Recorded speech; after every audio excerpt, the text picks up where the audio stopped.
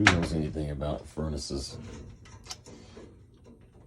It's heating the house just fine, works just fine, but once it gets up to temperature, unless I come down here, pop the doors off to reset that switch,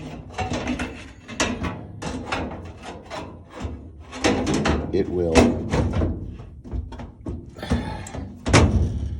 not start up again. Now see, it'll start going right now. Igniter will get hot, it'll heat up, it'll function just fine. But once it comes up to temp in the house, it just will not turn on again until I come down and do that. Anybody know how to fix this? Thanks.